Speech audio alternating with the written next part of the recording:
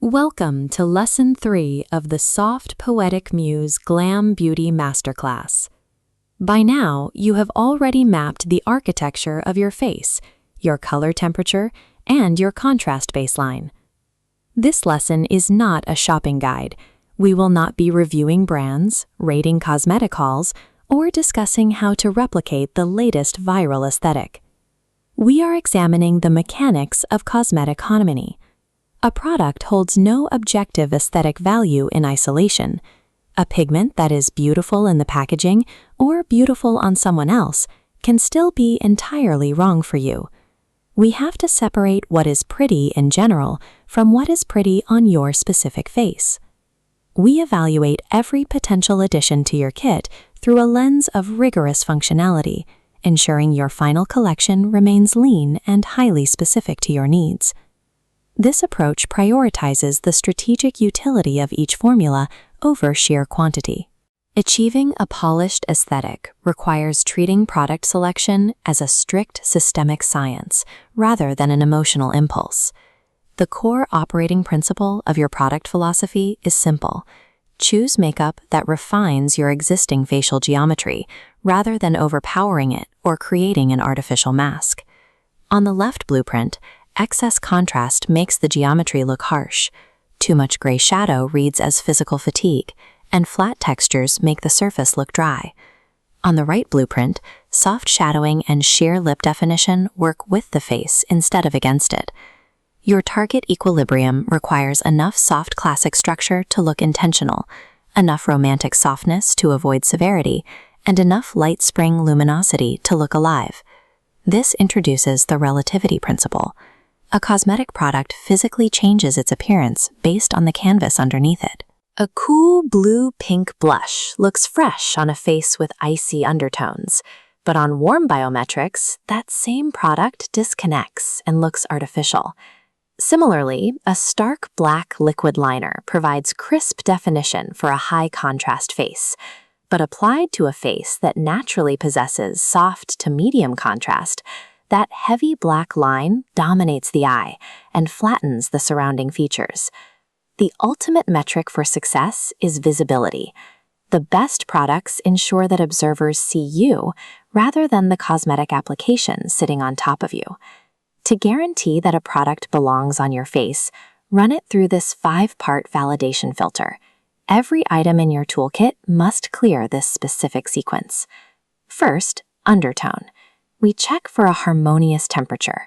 Is it warm, neutral, and peachy, or aggressively icy and gray? Second is contrast.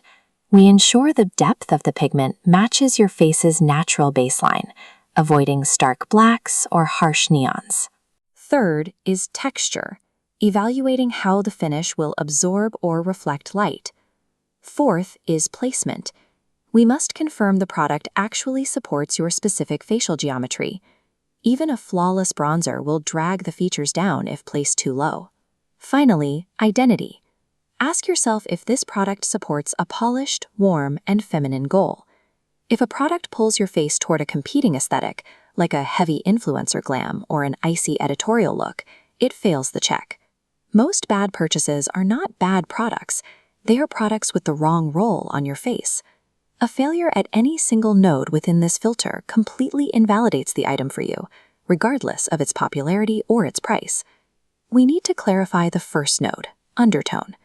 Having a warm color temperature does not mean your palette should default to heavy oranges, deep coppers, or intense terracottas. That is a misunderstanding that quickly turns a makeup routine muddy. Look at these saturated danger tones. Harsh orange or neon coral easily overwhelm the face. True system warmth requires enough light to keep your features lifted. Your ideal environment consists of honey beige, champagne, peach rose, cream, and rosewood.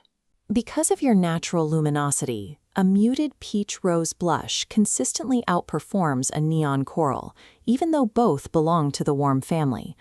A rosewood lip color provides definition while preserving vitality, whereas a flat brown lip drains life from the face. Color is only half the equation. The concentration of that color dictates how it performs. Buildable, sheer pigment is vastly superior to maximum opacity pigment. Highly opaque products strip you of control. They instantly force the application into maximum drama. For a face that relies on medium soft contrast, an overly pigmented blush or bronzer quickly becomes the focal point, overpowering the features beneath it. Utilizing buildable pigments gives you the mechanical advantage of calibration. You start softly and increase intensity only where necessary, ensuring the final result remains refined.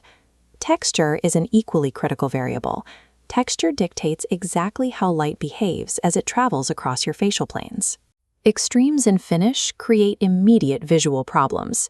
A completely flat, matte texture absorbs light, making the skin look dull and artificially aged.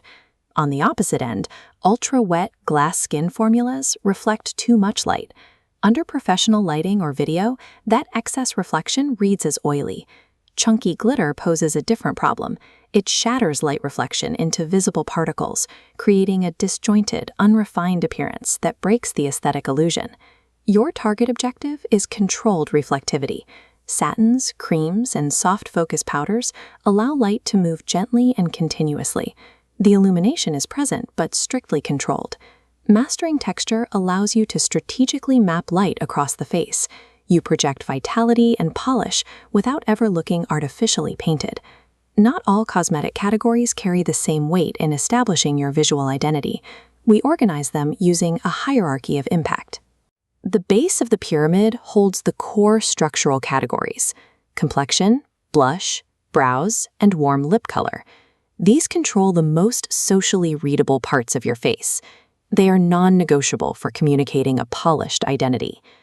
Application changes based on environment. In person, daylight requires sheer blending because heavy texture is obvious.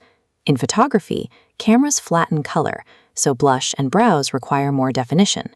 In video, movement and lighting expose unwanted shine, making controlled powder essential. A robust product philosophy is highly adaptable. You scale the intensity of your core products to match the environmental lighting, maintaining the exact same identity at a different volume. Be cautious about adopting viral aesthetics or generic trend items as your default routine. A black liquid liner, a gray contour stick, and an ultra-matte liquid lip have occasional uses, but do not belong in your foundational toolkit. Trends frequently inject unnecessary contrast, harshness, or an ultra-clean austerity that violently clashes with a soft, warm biometric profile. This brings us to the absolute non-negotiable rule for cosmetic integration. Do not purchase or utilize a product unless you can explicitly name its exact mechanical job on your face. Buying something because it's pretty is a failed justification. A systemic justification sounds like this: it warms my perimeter without adding orange, or it defines my lash line softly without introducing harshness. When every product earns its place, the final application works as a reliable tool for professional presence, ensuring you appear composed, intelligent, and distinctly yourself.